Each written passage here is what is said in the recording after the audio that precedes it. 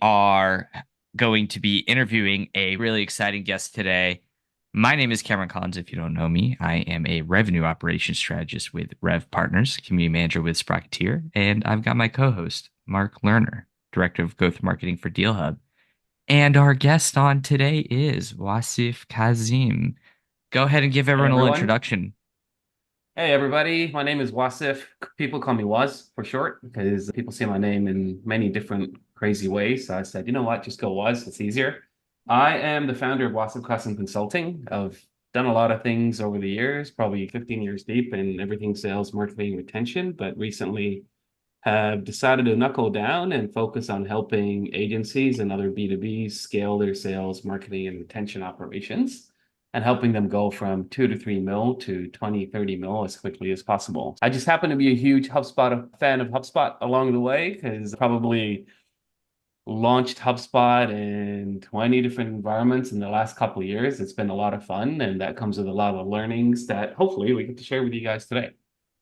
And I'm really excited for this conversation because last time we spoke, Sprocketeer was on Discord, and I think we're both a little bit more new to the community in terms of it just engaging overall and figuring out what's this going to look like. But last time we spoke, I know we planned for I think 30 minutes, and we wound up talking for an hour to an hour and a half. If we manage to That's it. stick to the talking points that we have today, then it's going to be a packed hour as we talk about building a career in HubSpot. I know we have it on the calendar to talk about setting up HubSpot the right way to really maximize conversions. So there's a lot of really exciting stuff that we'll be digging into, but just go ahead and tell everybody a little bit about your thoughts when it comes to getting started in HubSpot. Like, you've obviously worked with a wide variety of companies. Where do you find that people are able to really get a foothold with starting that career and building themselves as an expert in the industry?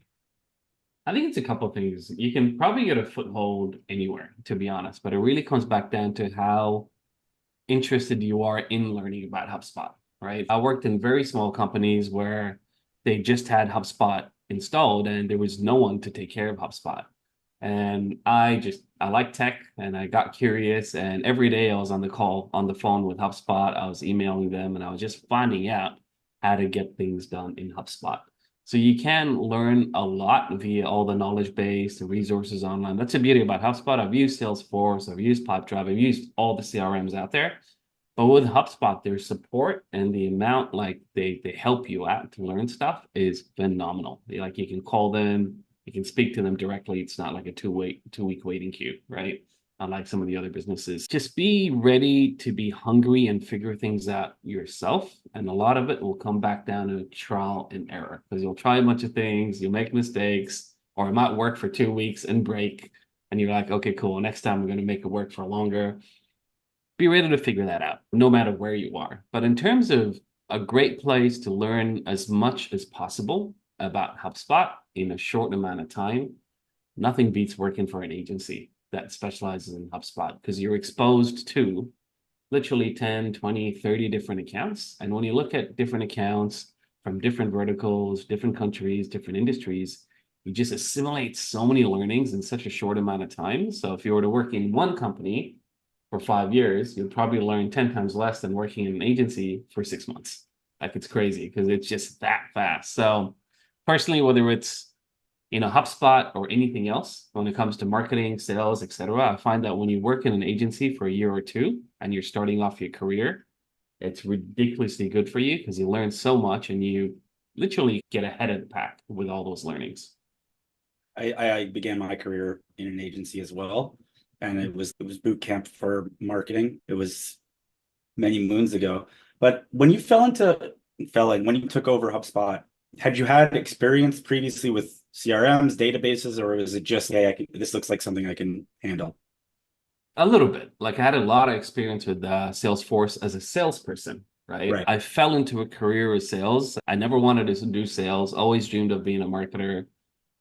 A lot of things didn't go according to plan as I graduated out of university. And fast forward a few years later, the first job that I took was sales because it was the only job I could get, right?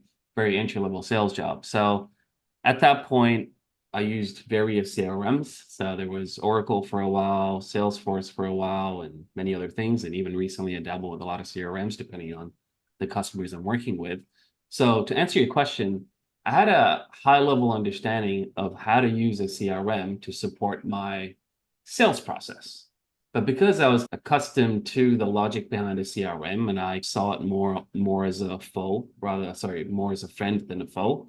A lot of people hate CRMs. Oh my God, do I have to update this thing? I really enjoyed it because I knew that it helps my success if I do use it properly. So I had the general logic, but apart from that, no exposure to HubSpot and no exposure to anything marketing related within the CRM world. Awesome. I'm curious because I'm a firm believer in learning from the school of life. Fortunately, for those of us who are interested in growing a career in HubSpot, we have the HubSpot Academy to teach us. And even over the past couple of months, they've added so many courses. What are some of the foundational ones that you found have been really helpful for elevating your career that anyone should really dive into?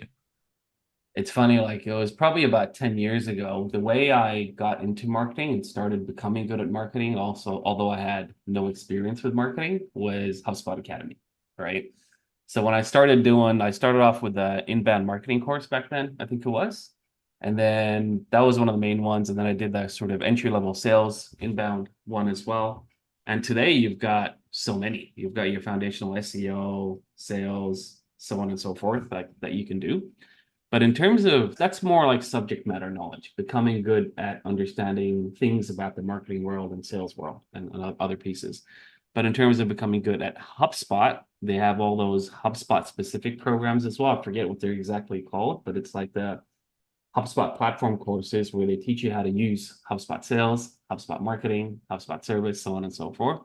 So there are a lot of those entry level courses I think is definitely worth doing just to get your head around how HubSpot works. Because once you start understanding some of the foundations, to your point, it's all about the school of life. You just jump in, try it out, figure it out, learn, fail, and you become good at it after a while, right?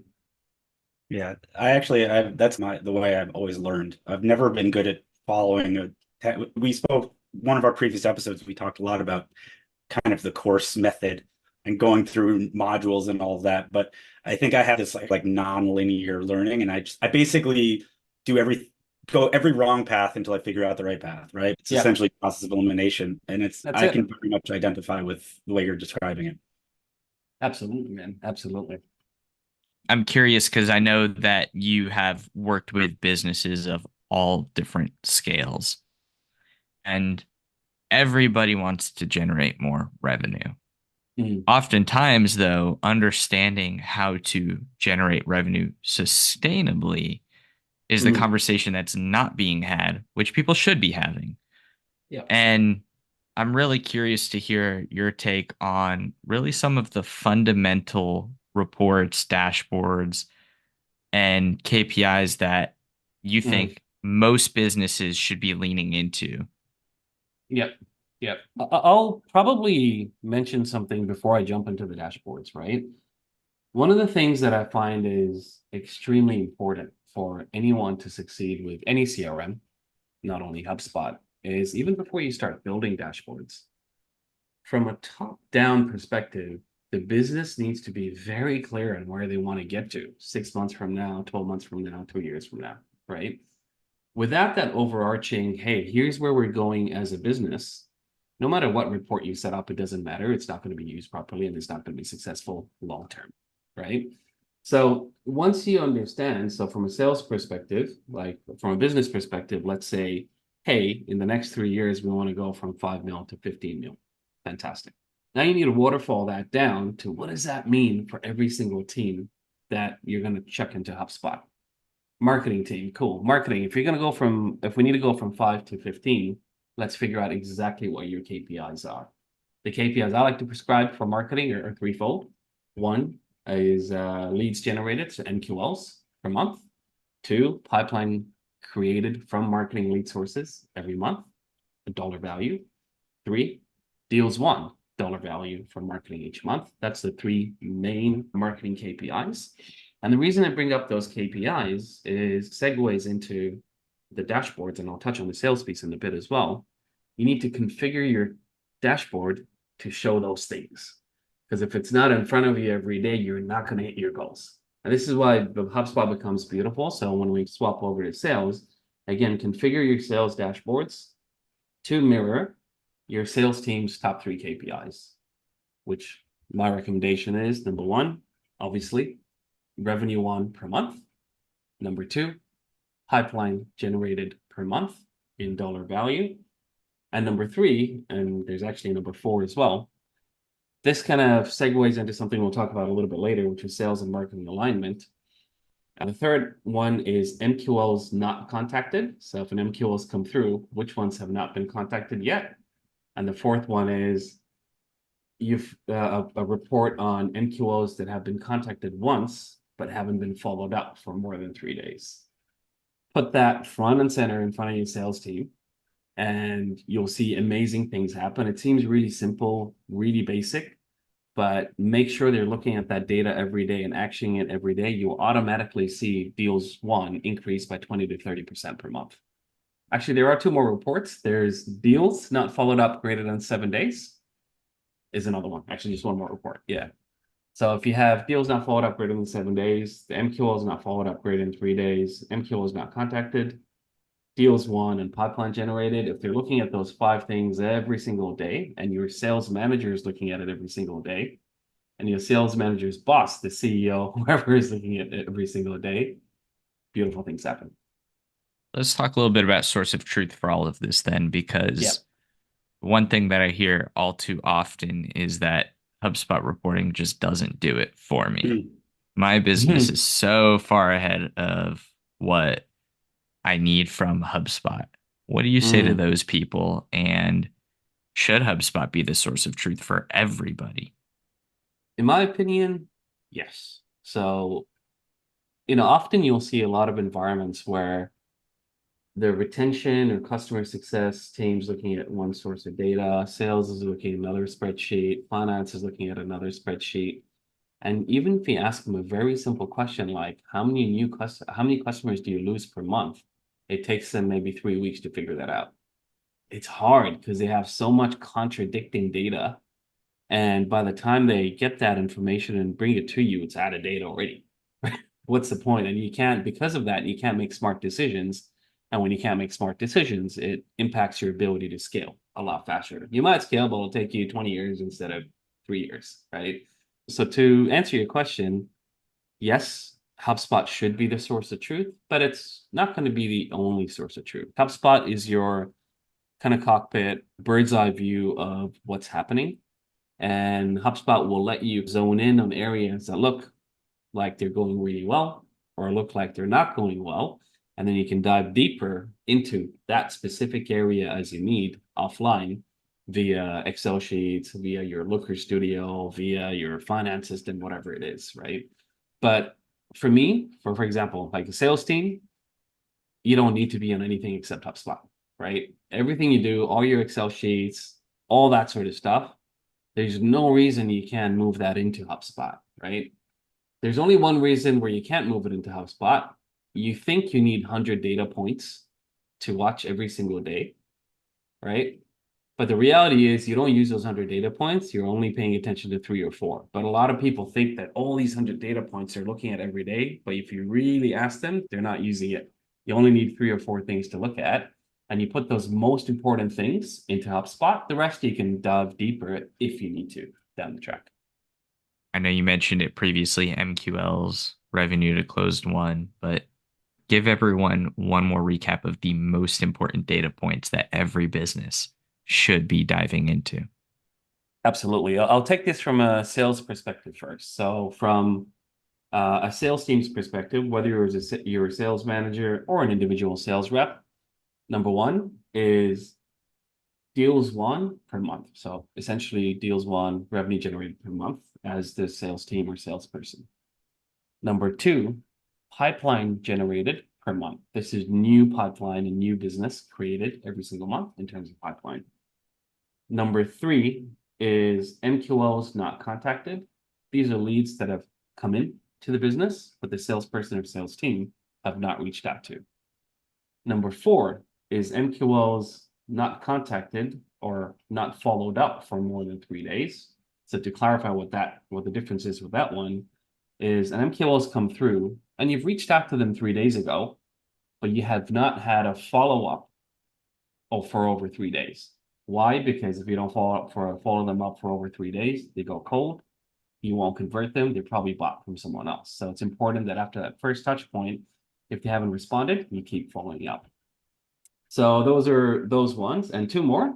What was it? It was deals not followed up for greater than 7 days was the last one, actually. So you have a whole bunch of deals in your pipeline. Often it becomes really hard to keep up and remember which ones to follow up.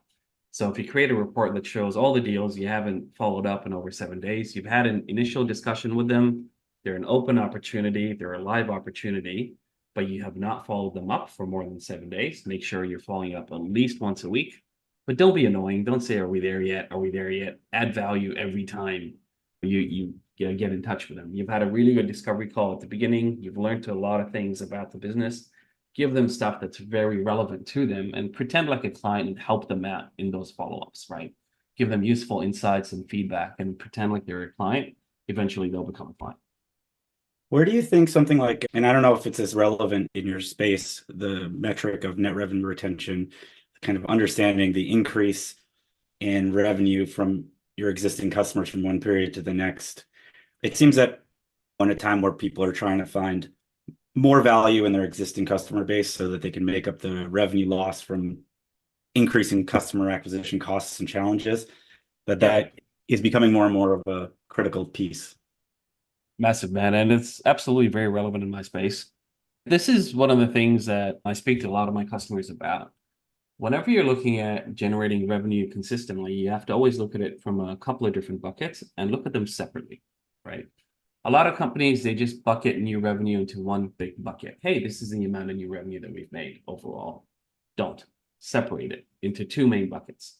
One is new business revenue. Clients you've never worked with before, white logos, and brand new customers coming into the company. Two is what you mentioned, right? From existing customers, how many upsells and cross-sells are you making, right? And measure that separately. Why? When you have separate metrics for each, you're more likely to do both of them, right? If it's in one big bucket, it just gets lost. You don't know how much you're making in each bucket. Usually what I recommend is, and look, it varies per business, but generally I found this works quite well for most of the businesses that I work with. Have one person responsible for generating new business revenue. That's just brand new customers you've never worked for.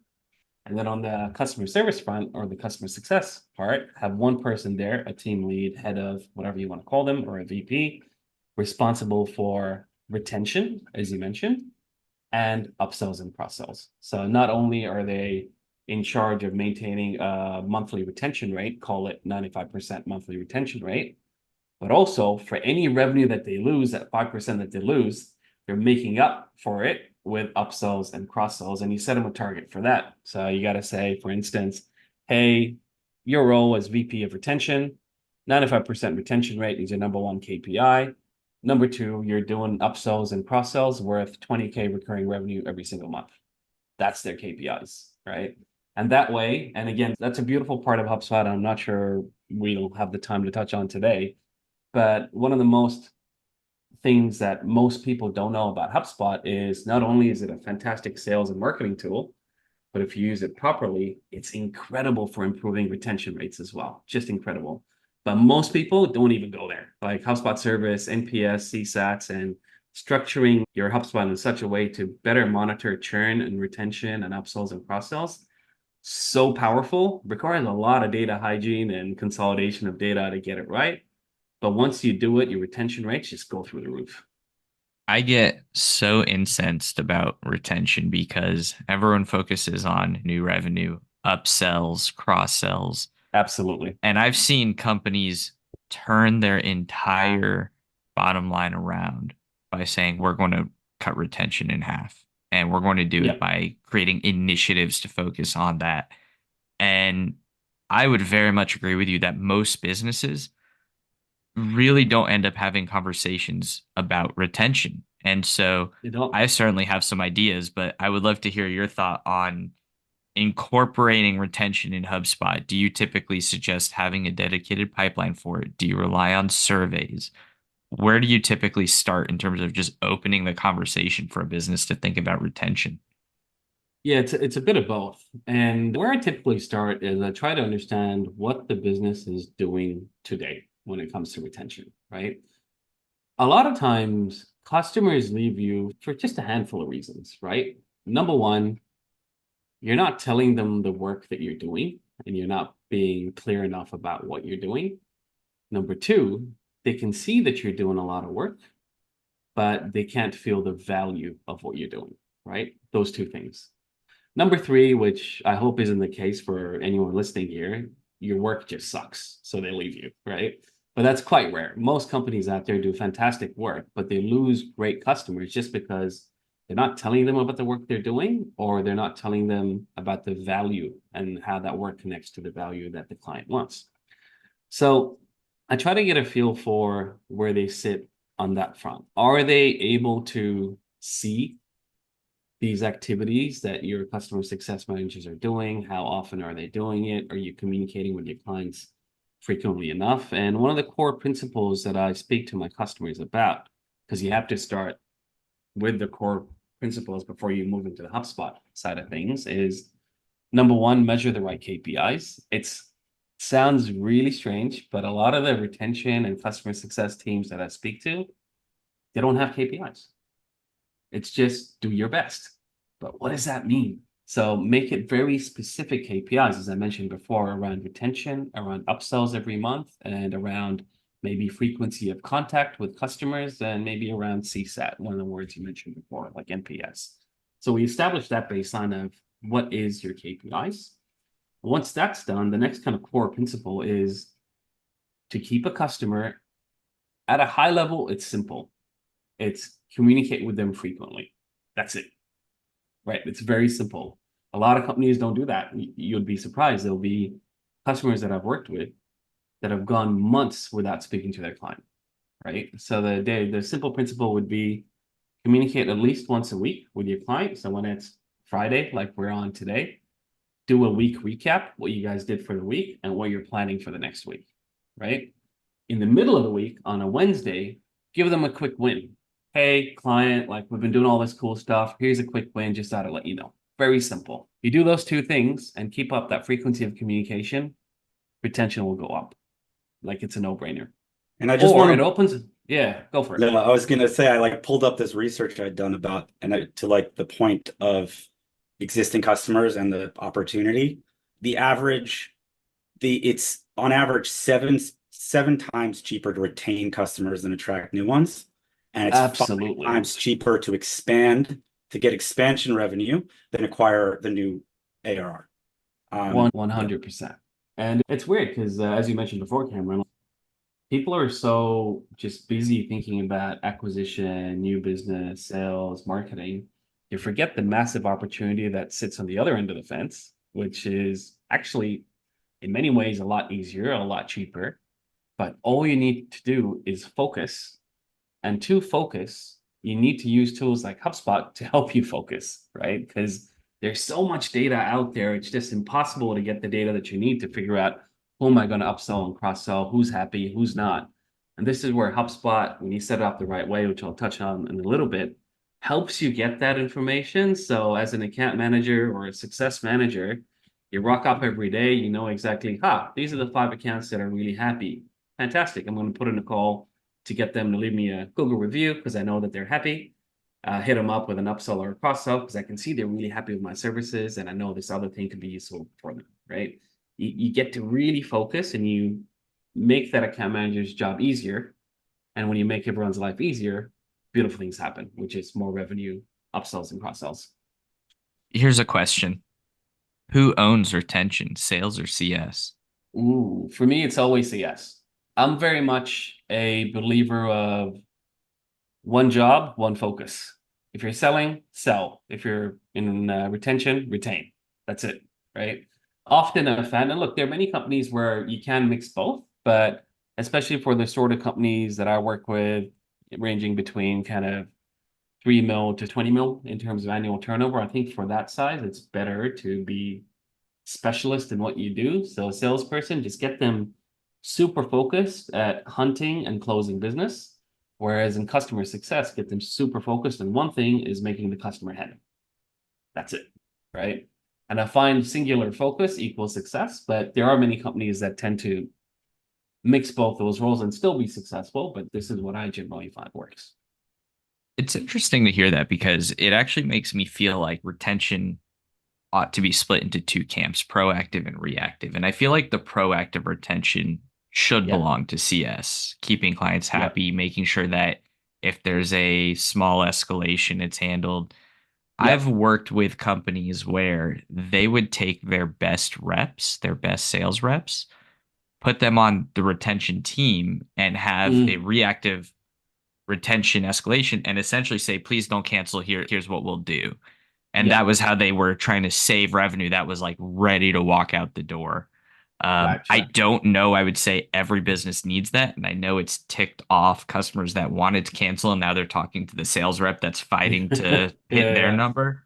But it just, I feel like from a strategic perspective, I think it's something that some companies, if they're seeing a high level of retention, maybe it's worth splitting it into two camps. And you have your proactive CS minded, let's keep you happy, let's try not to cancel, and then you have your sales based reactive ones of you're not canceling, here's why, and they're the ones who will strong arm to save the deal, so to speak. Whether or not a company wants to roll that out is up to them though. And it makes sense, man, because the salesperson initially sold in the deal, so getting them back involved when they're in those reactive circumstances helps, right? But one thing to add on top of what I mentioned before is, whilst I mentioned CS is responsible for retention and sales for new business, the truth is it only works really well when everyone cares about retention. So if a salesperson is selling in stuff that they know is going to churn, it's not going to work. So even when a salesperson is bringing on new business, they shouldn't be afraid to turn away customers that they know are not a good fit for the long term. And that should be baked into their KPIs. So one of the things I recommend is for salespeople, if anything churns within X months, whatever you think is a reasonable number of months, you got to claw back commissions because they've done the wrong job in terms of finding the wrong fit customer, right? So it becomes a group effort, but there's one primary responsible, which is the head of CS or head of sales, right? Responsible for new business and kind of retention. But also the other thing that people don't pay enough attention to, that's extremely important to retention, is the onboarding process. So the moment it goes from sales and is handed over to customer success, you got to make that frictionless, not for us internally, but for the customer. The customer should never have to repeat themselves, say, oh, but the salesperson told me this, but you're telling me this. You got to remove all that friction. And when you do, again, like that first 100 days is so important for customer retention. You make that an amazing experience for the clients, they'll stick around for years. I'll do you one better, Cameron, regarding the question about who's in charge of retention. I recently came across a company in which sales reported up to the chief customer officer. And I think that's a bit of an overcorrection by my estimation, but there are some companies that are just thinking about it, a total shift from the way it was not even a year ago. Interesting. Well, and yeah, go for it, man. I was going to say, I think this really gets into what kind of go-to-market motion do we have? What are our sales practices? Are we running a boiler room, Wolf of Wall Street style business that's grow at all costs, cold call, close the deal, do whatever you can to make money? Or is this, okay, we're following an inbound approach. We really care about like customer satisfaction and we really care about the people. And so I think that the type of company you are probably speaks to the type of approach and structure you want to take.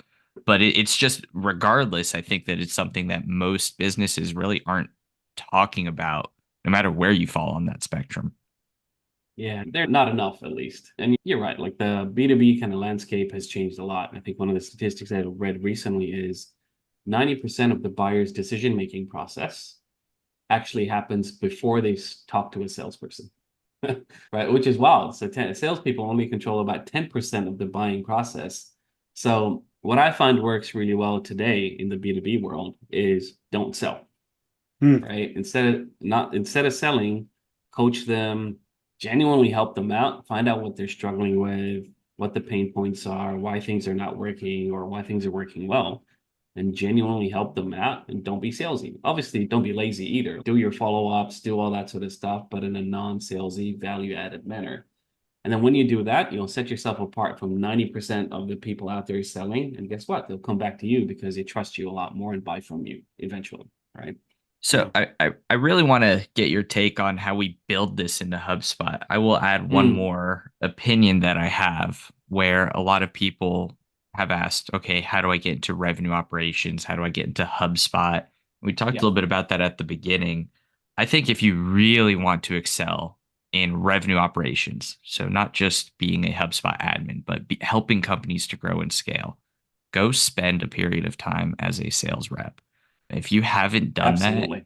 it's going to add 6 months to a year to 2 years to your career track, And but take you're that going amount to of time of your life. yeah, and it'll take 4 times that off the back end of your life, right? The reality is you'll learn so much more, and it's unfortunate in the sense that I talk to a lot of HubSpot admin that are great HubSpot admin, but they never sat in the sales seat, and they find it difficult to have conversations with sales leaders around here's what we should do because they hadn't done it themselves.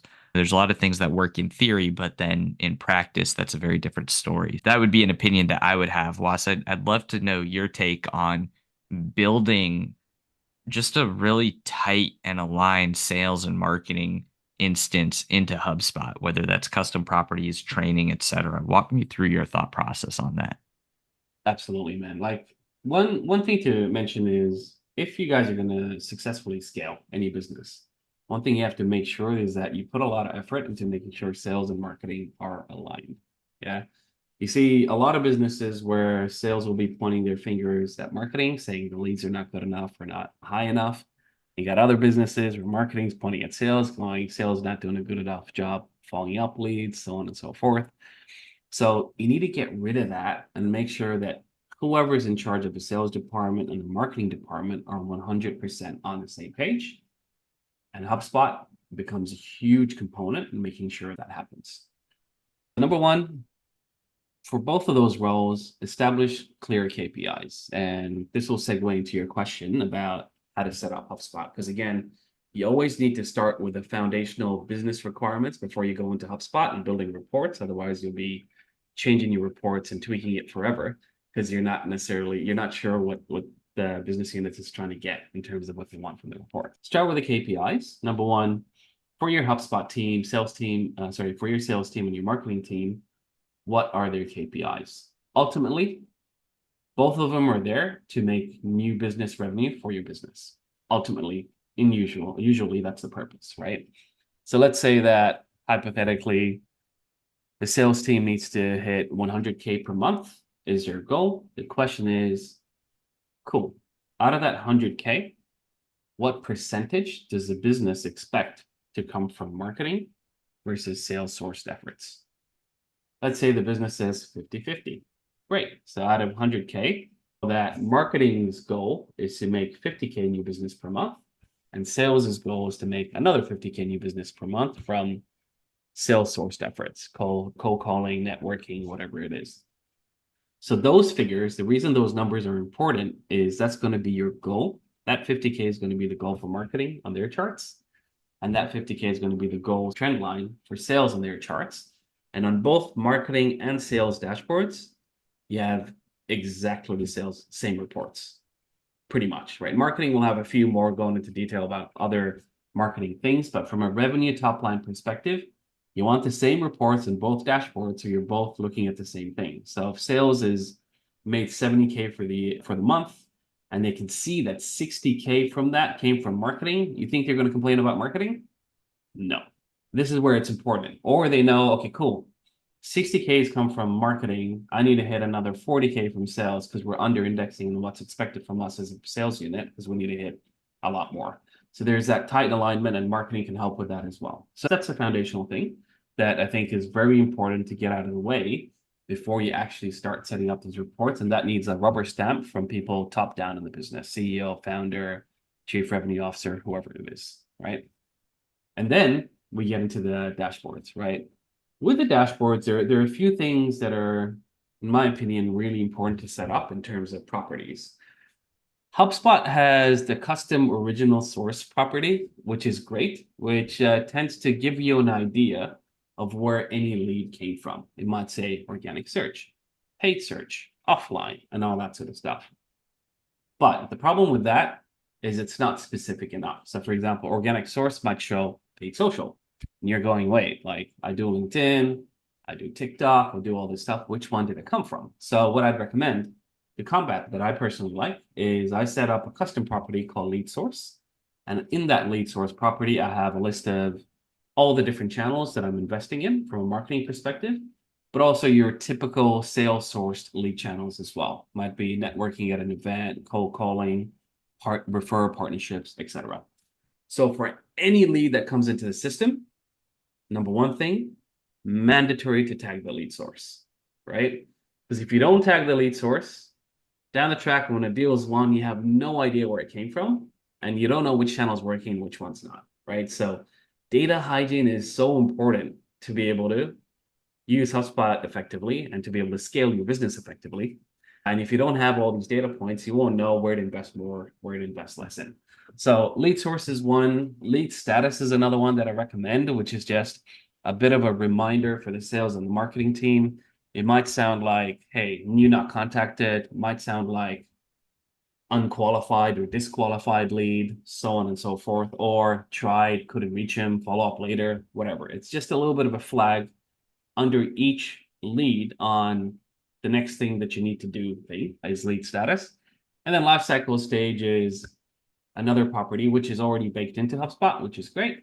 But on that front, you want to consistently tag that accurately. So for example, if it's a marketing qualified lead, you want to make sure that it's tagged as marketing qualified lead, and you want to progress it to sales qualified lead, opportunity one, etc. as you progress. But that's very important to tag those things, because then you can, in the future, pull reports by lead source and say, hey, we've won $20,000 this month. 5K came from Meta, 5K came from LinkedIn, and 10K came from sales source efforts. Fantastic. And you're to double down on. But yeah, those are the main things that I'd say you'd customize. And also from a sales best practice perspective, in terms of how to use HubSpot, many people use HubSpot different ways, but this is in summary how I'd suggest that you use HubSpot. Always start at the contact level. So a lead comes through, tag the lead source, tag all the right data and emails, and from the contact, add a deal to the contact. And then you jump into deals and progress the deals through the various stages. The reason I recommend you do that is the way I see it, the contact is a bit of a fingerprint for a lead, right? And unless you have that data attached, so unless you attach a deal to the contact, yep, you won't be able to see where this deal came from, because all the data resides on the contact level. So in future, when you want to pull reports on ROI, which channels are the best, which channels are not working, if you're not creating it this way, it becomes a lot harder to do in terms of figuring out what's working for you guys. I'll tell you something that frustrates me is when people get upset about some of the things that HubSpot doesn't do out of the box. Like for me, for example, I use lead status when I come in and start working with a company and helping them build their RevOps out and clean up their instance. And we'll use lead status as an indicator of who owns the contact. Now, not just which rep owns it, but which department. So if it's in contacted, building interest, right, demo completed, sales owns it. But if there's a reason where it goes into nurturing or some other unqualified, now it goes back to marketing, for example. Yeah, And gotcha. so this isn't something that necessarily happens natively. You've got to build some workflows, probably out of custom property. But it's really interesting because some of the largest companies use HubSpot. And so I find it funny when you get a smaller business that says we're too complex and I don't think we could. Sometimes less is more. And I think that sometimes those really fundamental practices get skipped. Is there anything that you tend to see that's most commonly just not being done or universally should be done, whether that's creating views or using lists more appropriately than what's typically being done out the box. No, absolutely. And look, HubSpot doesn't come out of a box, and there's a lot of things it can do, but that's almost intentional because every business is slightly unique in its own way. And if you just put it all had it all set up out of the box, then it just wouldn't serve your business the right way, right? So it's cool that it has that customizability to make it useful for your business. But coming back to your question on some of the things I think people should be doing more of, sometimes it's the most basic things, right? So you have your deal pipeline, right? Sometimes your deal pipelines, I've seen some deal pipelines that have 15, 20 stages from the time that start speaking to them to the time that it's closed. Don't do that. Keep it as simple as possible, right? Because if you have 15 to 20 stages, you're not going to update and maintain all of them, right? So to your point before, less is more. Once you nail crawling first, then get more complicated and do other things if you want in the future, but they go straight to like full throttle straight away, and they often fall flat on their face because of that. So keep your deal stages minimal, 4, 5, 6 stages max, right? And also on the deal stages, create mandatory properties as you push deals through the pipeline. Yeah. So what I mean by that is if you've had a first discovery call with a customer, at that stage, you might not know how much the package is you're going to give them. That's okay. So don't ask for that as a mandatory property. Or if you've done a pitch and you've moved it to pitch presented or whatever the deal stage is, make sure at that stage you're collecting deal amount as a mandatory property. Make sure you're capturing services recommended as a mandatory property, because all these things help you forecast close dates. At that point, make sure you're asking for close date as a mandatory property, because this will help you with your forecasting, not only from a sales perspective, but also from a customer success perspective, because they need to know what's coming so they can be ready, right? So those mandatory properties in the pipeline stages is probably the most common mistake that I see people making. And because they don't do that, they have really dirty data, because people are just putting in whatever they want at whatever stage, and data is extremely inconsistent. In terms of going back to the theme of where we started, maximizing conversion rates, this simple thing of data consistency and mandating properties across each stage of the deal pipeline will help so much in terms of pushing deals faster across the line. And I think that to your point of something you said earlier, which is keeping things simple, right? Not having 15, 20 deal stages. And I've had conversations with businesses that said that's just how many steps there are in like how we engage with our customer. That might be the amount of steps that you take on the sales side. Maybe Correct. they Yeah. even take 20 different actions, but it doesn't mean that every action needs a stage in and of itself. Is there a world where that could make sense for a business? But I definitely think that keeping things more simple is really key here. And Yeah. one thing that I'm a big proponent of in terms of helping businesses to get their data cleaned up when it comes to really mastering HubSpot as a sales professional and a sales leader is stacking required properties. So now, fortunately, you can just turn on a rule so stages can't be skipped. But Yep. regardless of whether or not that rule is on, if you ask for a potential amount in the first stage, but you Yep. never ask for it again, HubSpot's never going to prompt the person to check it again. And so, yeah, you initially got that data, but it was never updated by the time it gets to closed one. So I'm a huge fan of if you ask for it in stage one, ask for it in every following stage. If you ask Agreed. for it in stage three, ask for it in every following stage. Little things like that that aren't Yep. necessarily intuitive, but make a huge difference.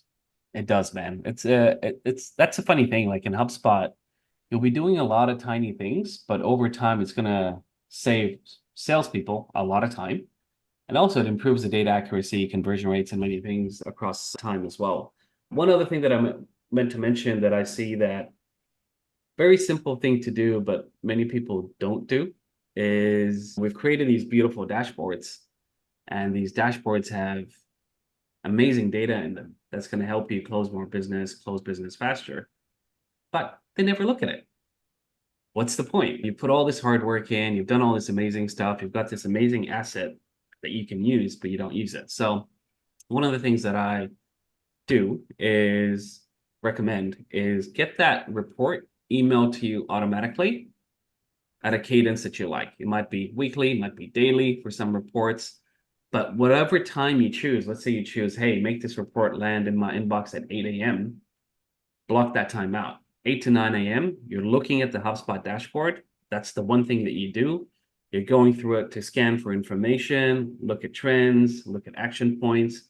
After 9 a.m., you go ahead and action those things and make it come to life. So do that consistently, number one. Number two, make it a habit for your team to do it consistently as well, because HubSpot's only going to work and people are only going to use HubSpot if it's happening from the top down.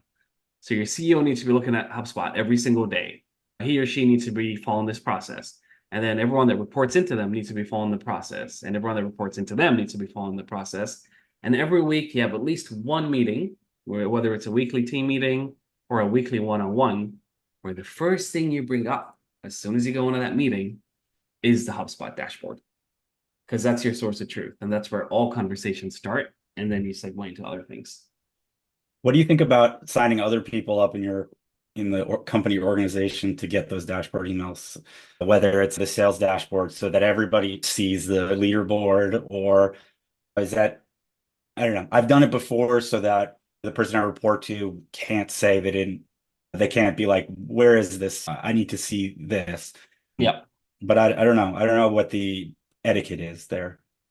Usually I like doing it at a team level. So for example, if it's a sales team, I would send the sales team a team view of how the team's going. And that shows how individuals are comparing as well. Hey, this person's in the lead, so on and so forth. It creates a little bit of healthy competition, which is okay.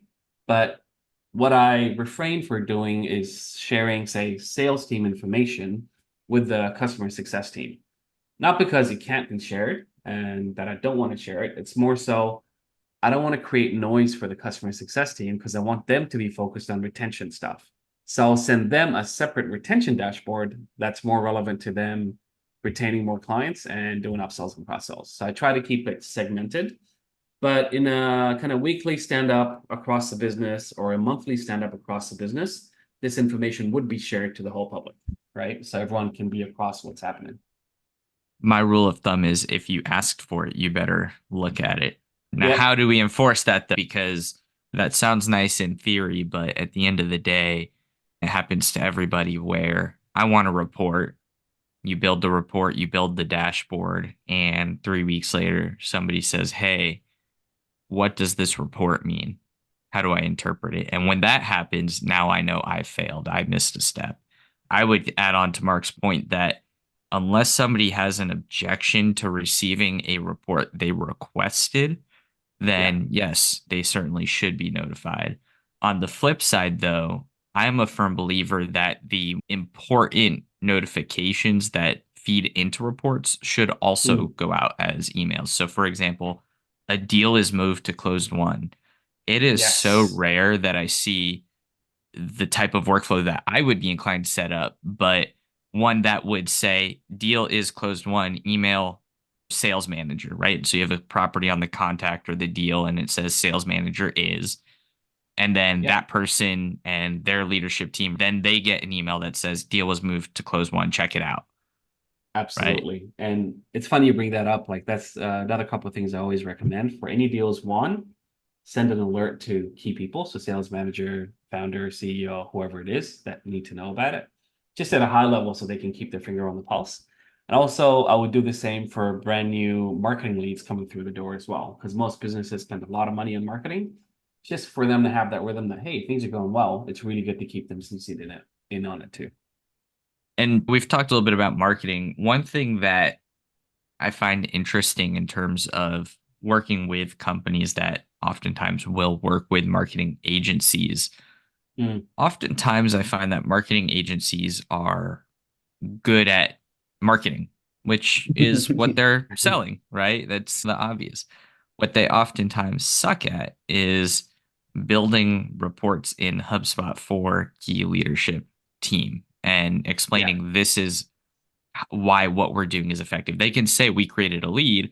What they can't oftentimes say is, here's how much you spent in revenue. Here's the amount of leads that we created, and here's how much of those turned into X amount of dollars. Is that exactly. something that Exactly. you ever see and have to correct?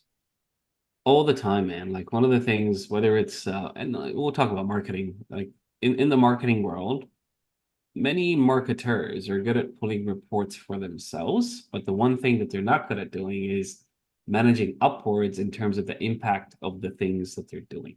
How is it adding to the company's bottom line?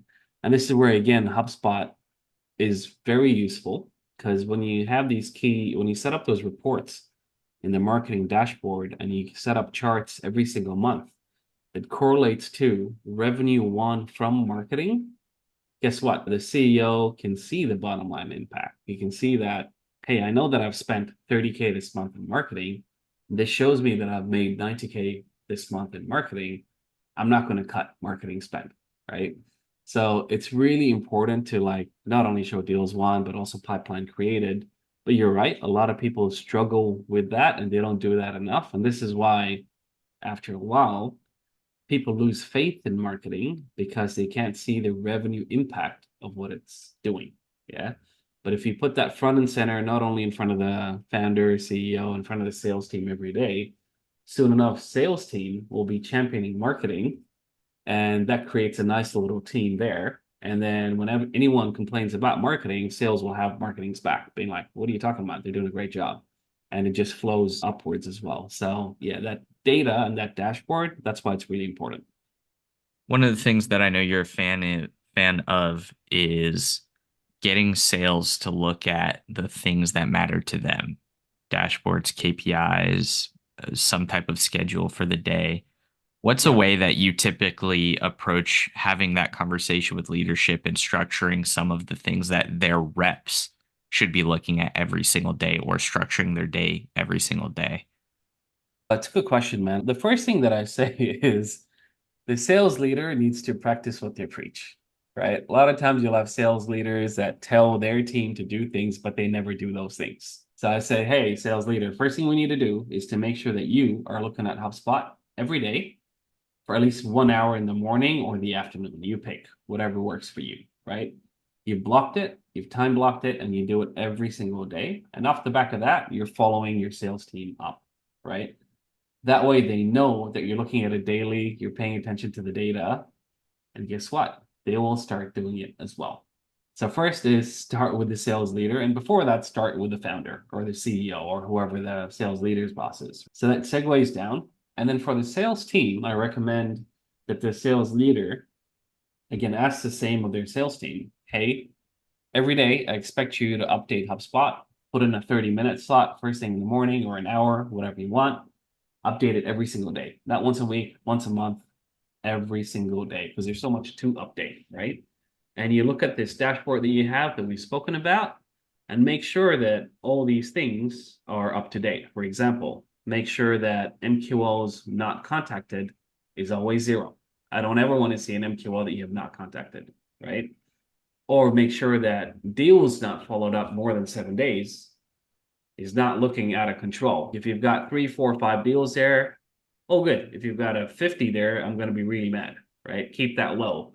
So you set mini KPIs for each one of those key charts and tell them that to update it every day. And every week, as a manager, you should be having a one-on-one with your sales team.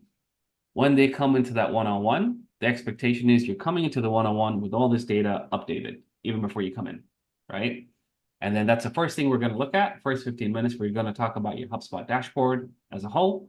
And then we segue into other BAU things to chat about. But that's the cadence that I would recommend. Do it every day, every week in your one-on-ones. Really cool things happen on the sales front when you do that. I find that when we practice what we preach, the business gets a lot more out of everybody. And I think It it's does. a double-sided coin in the sense that you definitely don't want to ask for too much information, but you want to make sure that Yeah. when you're asking sales reps to fill information out, they're filling it out And so, with the time that we have left, I just want to open the floor for you to give any golden nuggets or advice to sales leaders or even sales reps that just want to make the most out of HubSpot and really use it to elevate their careers and crush their numbers. I think the one point I just mentioned, and I touched on a little bit before, is don't think about HubSpot or your CRM as an admin task. It's not. If you actually use HubSpot the right way, whether you're a sales leader or a salesperson, it's going to help you close a lot more business. You close a lot more business, you're going to make a lot more money. Those commissions start rolling in and things are good, right? So stop looking at it as your enemy or as a nice to do. Just start using it and figure out the most effective ways to use it to empower you to do your job better. And just remember it's there to help you. It's not this annoying thing that you have to do. And once you embrace that, you're going to be incredibly successful. I think it's interesting in the sense that HubSpot is like a box and it's the same out the box for every single business. Yeah, And you can have two businesses that do the same exact thing. They have the same goals, but one succeeds and the other doesn't. And it's because of exactly. how you end up building that infrastructure, the processes. And that's why it's so important that I made a post recently about how you don't just want to be a HubSpot admin, you want to really be a revenue operations professional who's great at developing things in HubSpot. The difference there being that it's one thing to be able to build stuff, it's another to be able to do it strategically. And I think Correct. that's Yeah. really important. And it's something that really does need more emphasis. Agreed, man. That's a good point. That's a good point. Was, thank you so much for coming on the SprocketPod Thank you, episode. man. I know that this conversation has been a long time coming, and I'm really glad we got to have you on. For anyone that's Thanks for watching, having me. It must be absolutely. like it must be tomorrow there already, right? You're in the future. Friday morning. Yeah, 9 a.m. here.